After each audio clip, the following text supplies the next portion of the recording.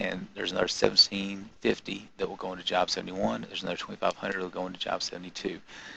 Three factors of production: materials, labor, overhead, materials, labor, and overhead. And now we know the cost of the job, estimated cost of the job actually, but here it is, 10,250 and 21,000.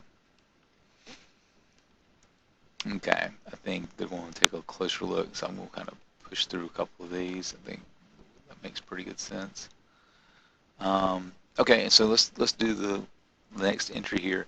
Work in process. We're going to make it increase our cost of work in process by 4,250 by applying the overhead to it, and the overhead is applied based on 850 hours worked and an estimated rate of $5 per hour. So there we go.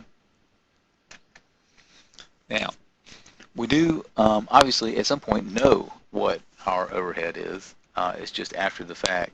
And so if we apply it, it turns out that we should have been doing maybe $6 an hour instead of 5. The applied rate is less than the actual overhead.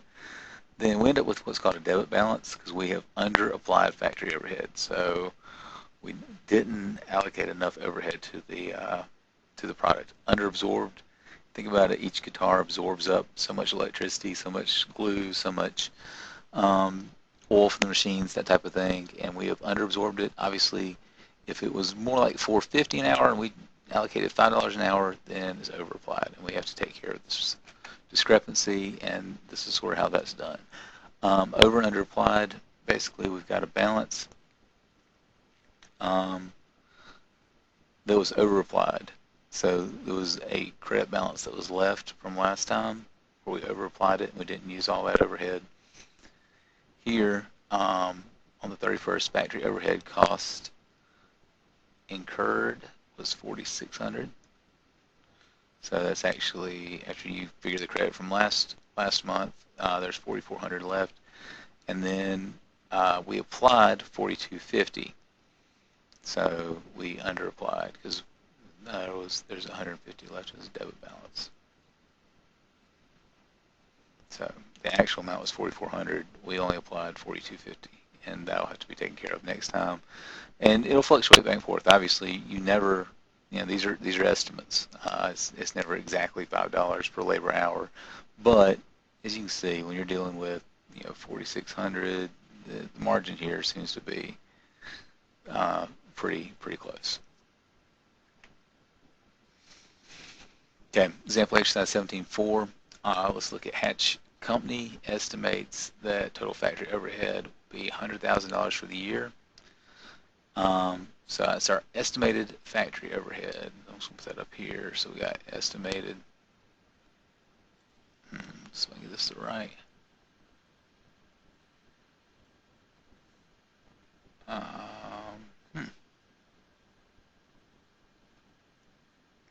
What happened with that?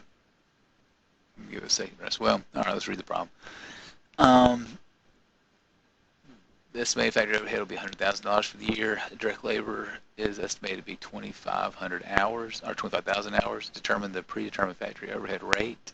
So we got to solve for the rate, the amount to be applied to 101, and the amount to apply to 102, and then the journal entry to apply the factory overhead to both jobs according to the rate. So here we go. Let's see. So $100,000 overhead that's estimated, 25,000 direct labor hours means for every hour we put in on a job, we need to charge $4 for overhead. Okay, with job 101, we did 800 hours. Job 102, 600 hours.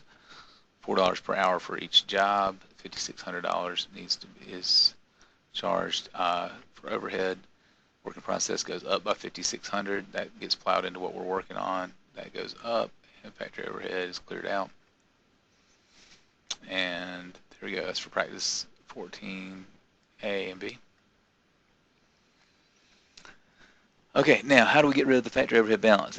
An ending debit balance under applied overhead in the factory is disposed of by the following entry. And so remember in that last example, we had under applied and there was $150 of overhead that we just shot too low. we had underapplied it. I can't remember what the numbers were, but what we do is at the end of the period, that number, again, it's usually a small amount. It's just the discrepancy between the actual overhead and what we had estimated. We just go ahead and in this case, cost of goods sold gets debited and factory overhead gets credited. To transfer that underapplied, we just put that extra cost. Now it goes into cost of goods sold directly, right there. Just tack it on at the end.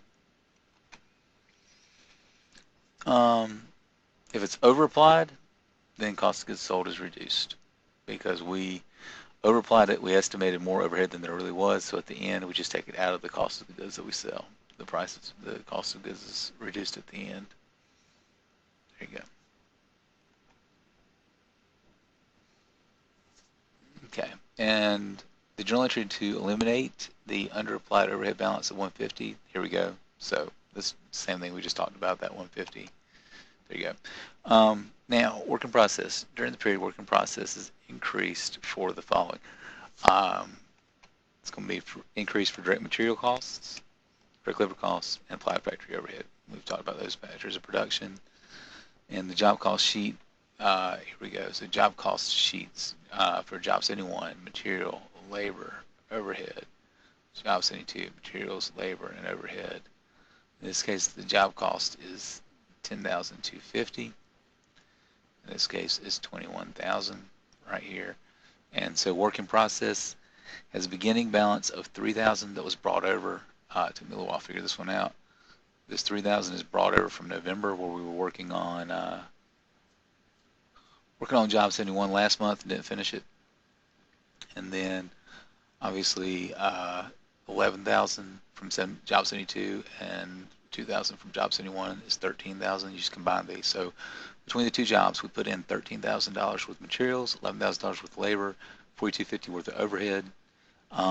We completed job 71, so we credit $10,250 to go out to be cost of goods, go to finished goods, and then that leaves the $21,000 from job 72 still sitting over here. Okay, it will be completed next month.